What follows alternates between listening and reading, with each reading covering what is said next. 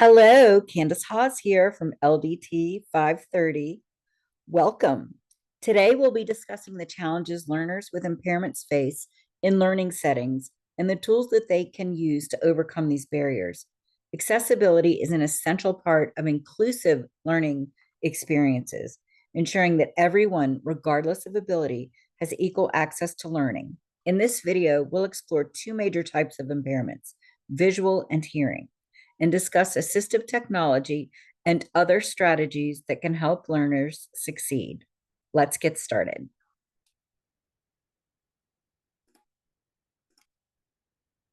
So, why does accessibility matter? Well, it isn't just a legal requirement, it's a necessity. According to the World Health Organization, over 2.2 billion people worldwide experience vision impairments, and over 430 million people require hearing loss rehabilitation. So, without proper accommodations, these learners face significant barriers in learning situations. But the right tools, but with the right tools, we can create an inclusive learning environment for all. So, doesn't it make sense that we just start with accessibility in mind? I love what Deborah Rue says. Accessibility allows us to tap into everyone's potential. I think that that's absolutely true. When we're all on a fair playing field, we can all live up to our potential. So, challenges for learners with visual impairments. Well, just imagine that you have a visual impairment. And I know that this picture that you see on the screen will help you to do that. It's a picture of a page with very blurry words. I don't think that anyone watching this can actually decipher any of the words. So for students with visual impairments, accessing standard, educational materials, sometimes that can be a challenge, whether it's the printed text, the videos without descriptions, the poorly designed websites, all of these can create barriers for them. For example, a student with low vision may struggle to read small text on a screen or printed handouts, while a blind student cannot engage with visual content at all. Fortunately, assistive technology can provide solutions.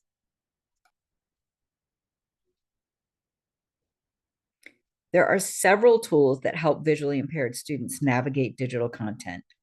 So, as you see here on the screen, there is a girl with a headset on looking at a computer, and the computer is giving her descriptions of, or it's audio, it's giving her descriptions of what is on the screen.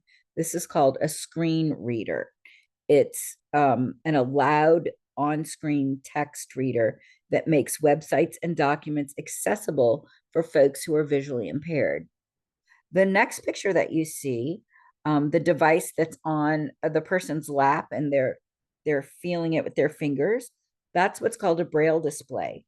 And that allows blind users to read digital text through a tactile feedback loop.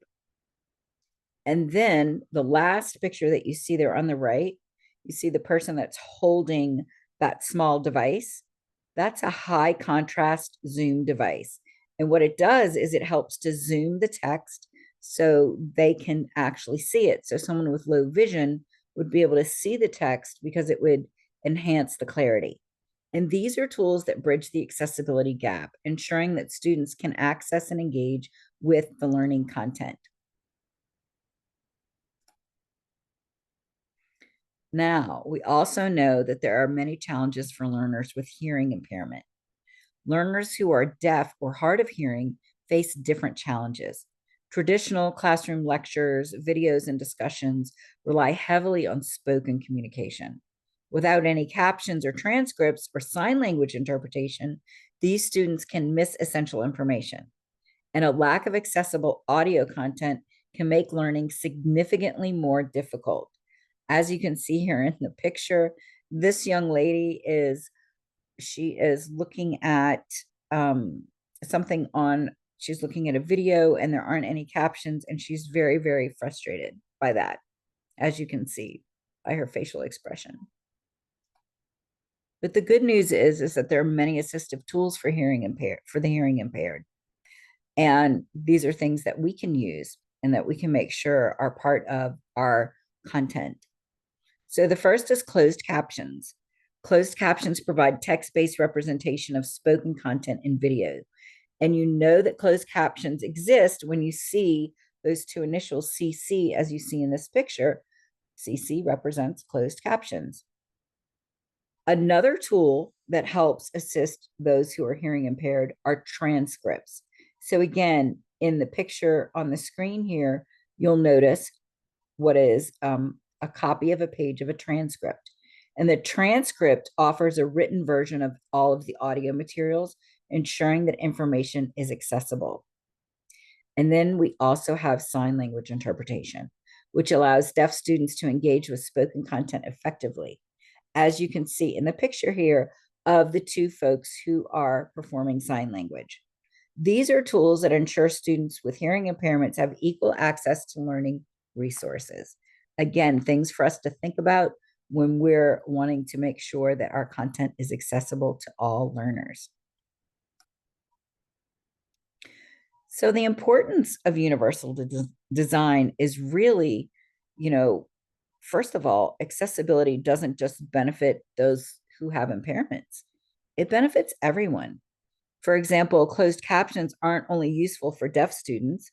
Many learners use captions to better understand content in noisy environments or when watching content in a second language. Sometimes, like myself, it's when they're watching it in their first language and possibly their thick accents or they're just words they don't want to miss. Similarly, screen reader friendly text formatting helps all learners navigate digital content more easily. So, but by designing accessibility or for accessibility, we create an inclusive learning environment for everyone. And we also support other learners along the way. So the call to action here is make accessibility a priority. Make sure that you start with accessibility in the forefront of your mind. Because here's what we can do as educators and content creators. We can make sure we're always using captions and transcripts for all of our audio and video content. We can ensure that our text is readable by using high contrast and adjustable font sizes.